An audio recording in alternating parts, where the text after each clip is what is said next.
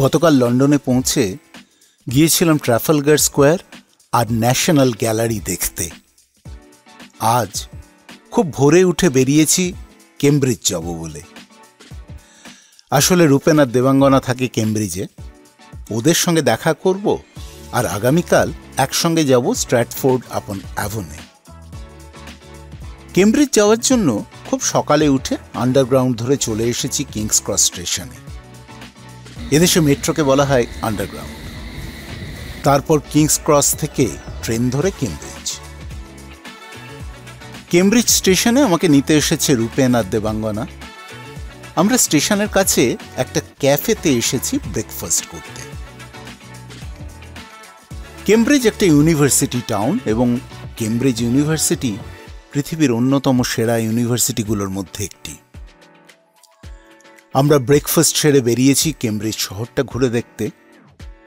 Cambridge শহরটি গড়ে উঠেছে ক্যাম নদীর পাড়ে। আমরা এখন যাচ্ছি কিংস কলেজের চ্যাপেলে। এই উপাসনা ঘরটি ইংলিশ গথিক আর্কিটেকচারের এক অন্যতম নিদর্শন। এখন আমরা এসেছি ট্রিনিটি কলেজে। এই কলেজটি প্রতিষ্ঠা করেন কিং হেনরি VIII 1546 সালে।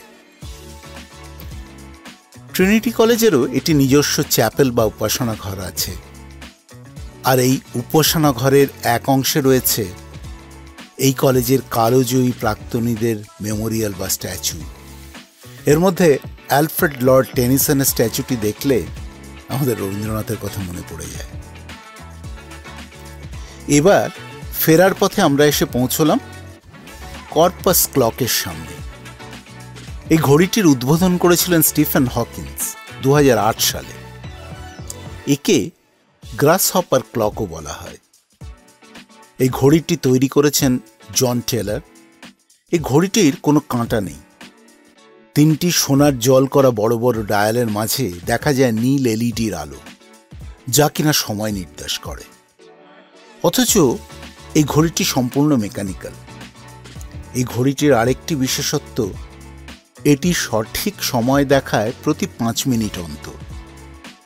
অন্য সময় এটি হঠাৎ দাঁড়িয়ে যায় অথবা দ্রুত গতিতে চলতে শুরু করে, যা কিনা জীবনের অস্থিরতাকে মনে করিয়ে দেয়।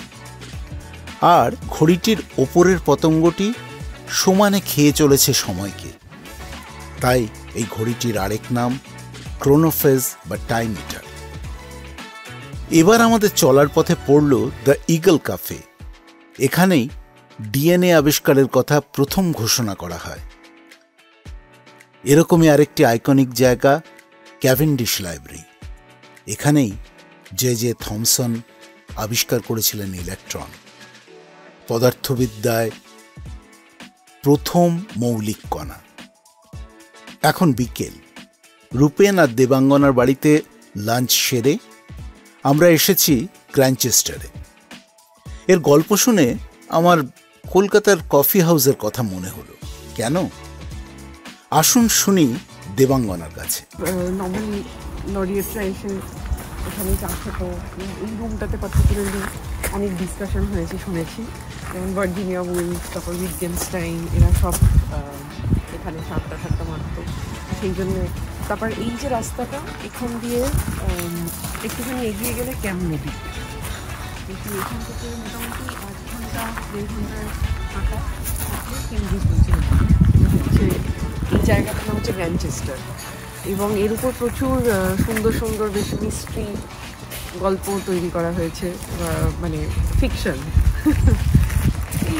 এই গ্র্যানচেস্টার, এটা হচ্ছে Grantchester tea room and orchard garden. এবার কেমব্রিজের পালা শেষ। কাল সকালে উঠে যাব স্ট্র্যাটফোর্ড আপন অ্যাভন। সেখানে রয়েছে শেক্সপিয়ারের বাড়ি। আজকের মতো এখানেই শেষ করলাম। আবার দেখা হবে পরের ভিডিওতে।